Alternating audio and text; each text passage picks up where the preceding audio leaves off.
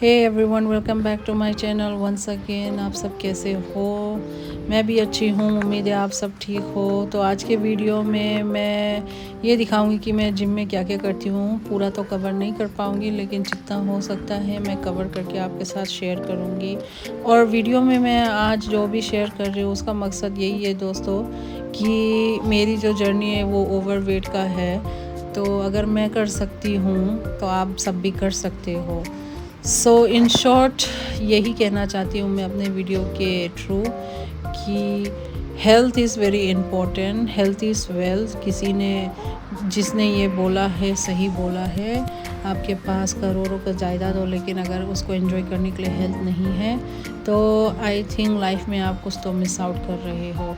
तो 30+ के बाद मुझे ये रियलाइज़ हुआ, क्योंकि चाहे या ना चाहे हमारी बॉडी जब ओवरवेट हो जाता है और एट द सेम टाइम जब हमारा एज भी 30+ हो जाता है, तो स्पेशली फॉर विमेन हमारा बॉडी जो है वो धीरे धीरे जवाब देता है। बीपी, डायबिटीज़, एंजाइटी, ये सब धीरे धीरे उसके सिम्टम्स दिखने लगते हैं। तो ऐसे टाइम पे दोस्तों अपने पास सिर्फ 2 ऑप्शन होते हैं, या तो आप दवाई खा के ज़िंदा रहो, या तो दवाई मत खाओ और अपने बॉडी पे काम चालू करो, वर्कआउट करो, थोड़ा पसीना बहाओ। तो इससे ये होता है कि आपके इंटरनल ऑर्गन्स जो है वो एक्टिवेट हो जाते हैं, जिसकी वजह से जो भी इम्बैलेंस होता है हमारी बॉडी में, स्पेशली हमारे हार्मोन्स, वो भी अच्छे से रेगुलेट हो जाते हैं। तो हमारे पीरियड्स, हमारे जो हार्मोन्स है वो सारे अच्छे से काम करने लगते हैं। तो यही मकसद होता है। तो दोस्तों, वेट लॉस जर्नी या फिट होने के जर्नी में सबसे पहला चीज़ यही है कि आप सबसे पहले अपने घर से वर्कआउट करना शुरू कर दो, क्योंकि डायरेक्टली आपने इतने साल तक अपने बॉडी को ऐसे एक्सरसाइज के लिए तैयार नहीं किया, तो डायरेक्टली अगर आप भी जिम में जाओगे तो जिम में इंजरी भी हो सकता है। इसलिए मेरे जर्नी में तो मैंने क्या किया, 1 महीने तक मैंने घर पे एरोबिक्स किया, फिर ज़ुम्बा किया, फिर स्ट्रेचिंग किया, जो भी मुझसे हो पाया। और ये सब को करने के लिए अगर आपको ऑलरेडी मालूम है स्टेप्स तो अच्छा है, अदरवाइज़ आजकल की दुनिया में तो यूट्यूब तो सबसे बढ़िया चीज़ है। तो वहाँ पे यूट्यूब से मैं हमेशा उनके वीडियोस या क्लासेस देख के करती थी। और ट्रस्ट मी दोस्तों, एक महीने में मेरे बॉडी में जो फ्लेक्सिबिलिटी वापस कम बैक किया, जो आया, उसकी वजह से मैं अभी इतनी कॉन्फिडेंट हो गई कि मैंने जिम जाना स्टार्ट कर दिया। तो अगर जो भी आप देख रहे हो अभी मेरे वीडियो में कि मैं जिम जा रही हूँ, ये डायरेक्टली वर्कआउट करने के लिए मैं सीधा जिम नहीं गई। पहले मैंने अपने बॉडी को फ्लेक्सिबल बनाने के लिए घर पे मैंने स्ट्रेचिंग किया, एरोबिक्स किया।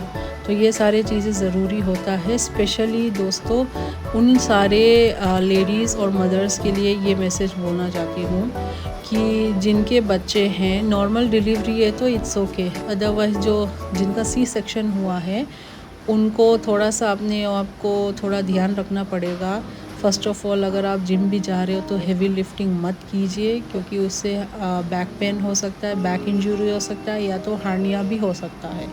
तो ऐसे केस में प्लीज़ जब भी आप कुछ वर्कआउट करते हो, तो अगर आपको लगता है कि आपका बॉडी इस तरह से डिज़ाइन है कि the body will tell you that how much you are confident to do that kind of exercise, तो ऐसे में अगर आप कर सकते तो हेवी लिफ्टिंग मत कीजिए। लेकिन ऐसा जिस तरह से मैं भी ट्रेडमिल में जॉगिंग टाइप कर रही हूँ, वैसा आप कर सकते हो। उनके लिए बोल रही हूँ जो सी सेक्शन है। तो आप धीरे धीरे पहले आप वॉकिंग करोगे ट्रेडमिल में, फिर धीरे धीरे जॉगिंग कीजिए 5 मिनट्स में, फिर वापस लास्ट में वॉकिंग कीजिए। तो इस तरह से आपका कार्डियो जो है वो मेंटेन रहेगा।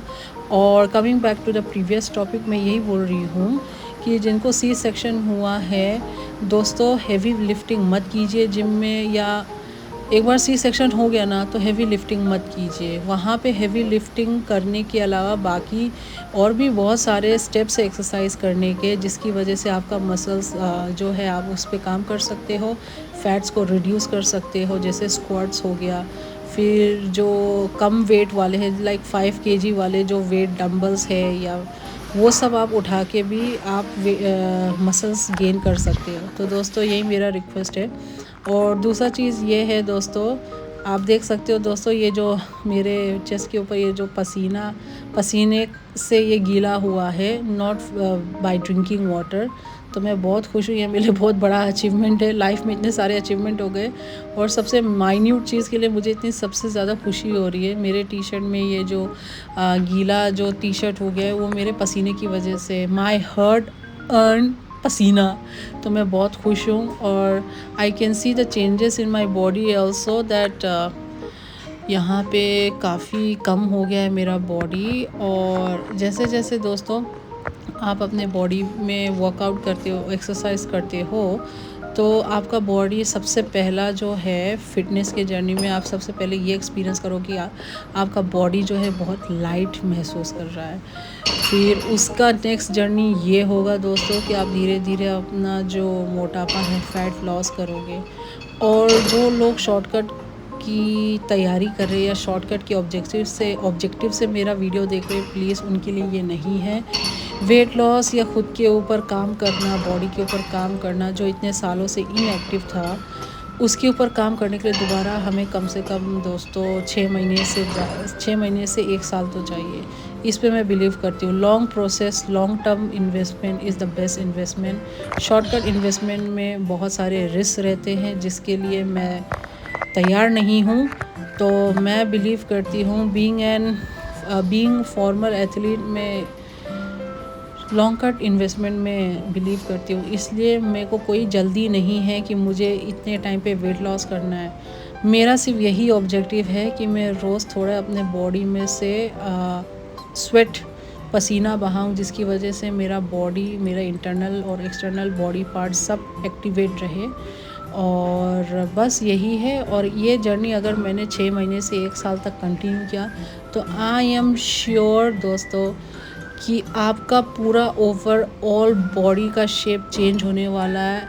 It's going to reduce, it's going to be very good. आप जैसा डिज़ायर्ड बॉडी जो शेप चाहते हो आप उस पर काम कर सकते हो, पर उसके लिए टाइम लगेगा।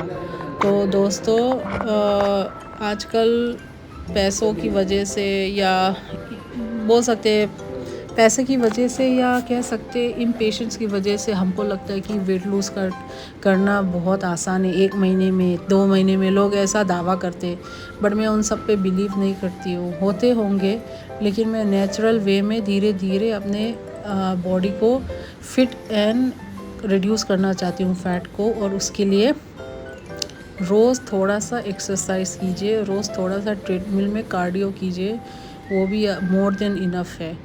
बस यही है मेरा point of view to the journey of how to get fit and how to work on your body. There is no